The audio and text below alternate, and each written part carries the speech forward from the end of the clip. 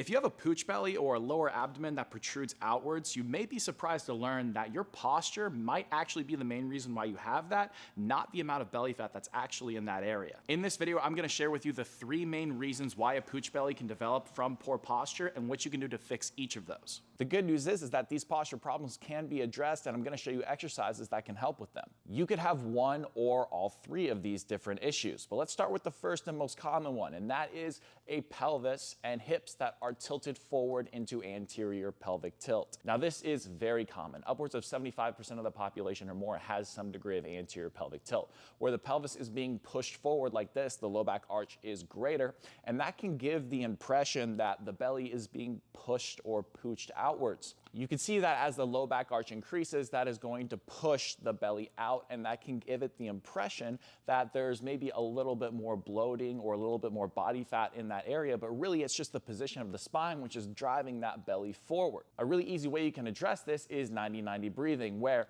we are working to bring a little bit more of a stack between the rib cage and the head and the pelvis, bringing the pelvis underneath us by recruiting muscles on the back side of them, like the hamstrings, which attach back here. They'll pull the pelvis back and under us, and with our breathing through it, we're going to work on getting a full exhale to bring the rib cage down and stack it on top of the pelvis. Here's an easy way you can start to do that. For this, get on your back with your hips and knees bent at a 90-degree angle, feet up on a chair or a bench, or you can put your feet on a wall. You're gonna place a little neck support underneath you with a hand towel rolled up, so that way your chin can be passively pointed at the ceiling. This is gonna get your neck in a good posture. Then you're gonna take a foam roller, put it deep within your groin right here, so that way everything can stay in alignment right here, your knees in line with your feet and your hips. Now what you're gonna do is you're gonna drag down on that bench with your heels, and you're gonna feel your tailbone come off of the ground just a little bit, but low back stays 100% flat and relaxed. Breathe out through your mouth fully. This is gonna bring your rib cage down and get you out of anterior pelvic tilt with your hamstrings pulling your pelvis underneath you too. So this is what's gonna get that pelvis in a better position. So that full exhale, big open mouth sigh, getting all the air out until you feel your rib cage come down and a little bit of side abs engage. Hold on to those side abs as you very gently inhale through your nose, so you're gonna feel your chest and back expand together. And make sure your neck does not engage. So it looks like this.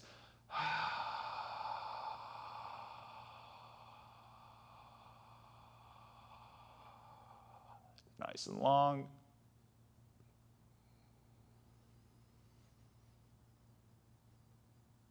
And that should be really nice. You should feel the hamstrings, abs, and that is it. And do that for about 2 to 3 sets of 5 to 8 breaths. Speaking of breathing, the second problem has to do with a depressed chest or a depressed sternum like this. Now you may be wondering how that's going to create a little bit more of a distended or pooched belly, and the reason is that as my sternum depresses more, that is actually going to push my lower belly in particular out, because as this comes down, you typically see your stomach crunch a little bit, and that pooches out the lower belly a little bit more. So if you have really rounded and forward shoulders, maybe forward head posture as well associated with that, it's likely that your belly is being affected by this to a certain extent. So the way this relates to my breathing is if my sternum is depressed and down like this, it's not expanding with every breath I take as it should. Every time I inhale, I should get some expansion here, but I'm not getting that.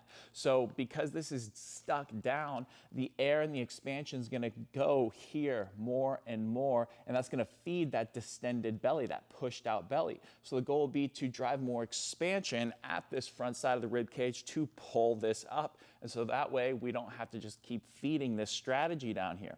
A way I like to do that is through this prone cobra breathing exercise that I'm gonna show you right now. For this one, lay prone or chest down and make sure that your elbows are around the level of your shoulders and you're in this position right here with your hands. What you're gonna do is start with your face down, and then you're gonna very gently press through the inside edge of your elbow and your forearm as you lift up off of the ground.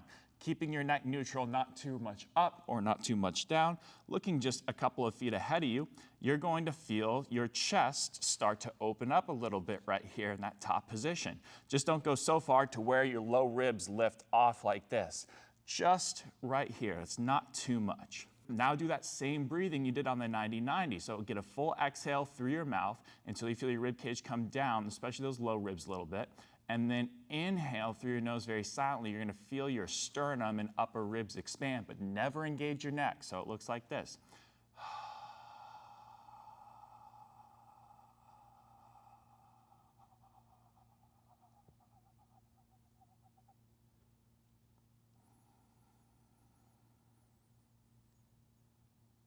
And that should feel really nice to open up that chest. If this is making sense to you and you want more easy exercises that can help improve your posture and also your movement capabilities, check out my beginner body restoration program. It's designed for anyone to be able to do, as per the title suggests, and it also doesn't require much of your time every single day to see some really great results improving these issues. So check it out down below in the description if you want to learn more. The third and final big common problem I see here is tight glutes. Tight muscles on the backside of the pelvis right here. And what this does is it pushes the pelvis forward in space. If I squeeze where the glutes are located right here and I push the pelvis forward, that's going to also push my stomach forward. This is oftentimes associated with the second problem where I talked about that depressed sternum. Oftentimes these things go hand in hand because as the glutes get shoving the pelvis forward like this, the sternum oftentimes comes down with it. And that's when you see people that can have pelvises that seem like they're out in front of them, but that also brings the rib cage down with it to help balance out their center of gravity. So because the pelvis is being pushed underneath us like this, what we want to do is help facilitate opening of the backside of the pelvis, stretch out the backside of it and create more length through the glutes. So that way, when we stand up, we're not just being pulled under, we actually have the ability to maintain some opening back here. And that can help not shove the belly forward too. Here's a really great way I like to start to open up the backside of the pelvis and the glutes. For this, you're gonna get in a tall kneeling position with your hands at the level of your shoulders and also shoulder width apart.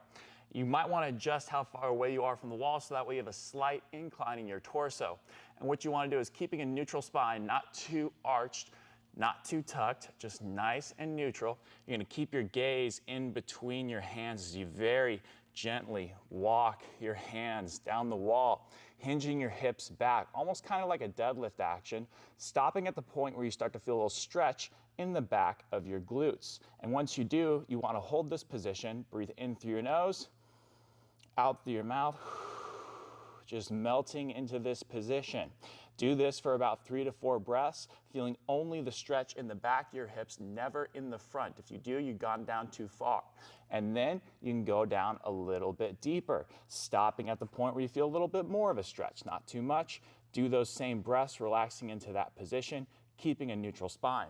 If you feel this in your low back, you're probably arching too much, or if you're not feeling a stretch enough, you're probably rounding too much. Now, before I wrap this video up, I want to make something very clear. It's completely fine to have a little bit of belly fat. It's completely fine to have some of these different postures that I'm talking about, the things that we would not expect to be perfect posture, so to speak. It's just that some people do care about improving their posture. Some people do have a little bit more of these presentations that could be associated with actual real movement limitations. And that's something I think is totally okay to improve. If you want to improve your posture, that's great. If you want to improve your movement capabilities, which will happen with some of these exercises, that's great. But it's also okay not to fix these things if you're not in pain and you don't have significant movement restrictions. This is for those that do have probably some movement issues and some posture issues, and maybe they also along the way want to improve how they look. And to me, that's totally fine. And I'd want to make that clear because I don't want to have this video prey on the insecurities of certain people. I want to make it clear that as you improve some of these issues, you might see some other positive things happen as well. This is why I'm often okay talking about visual posture, because oftentimes problems with visual posture are tied into movement issues as well. So thank you guys for watching. If you enjoyed this video, please like and subscribe, and I will see you in the next one.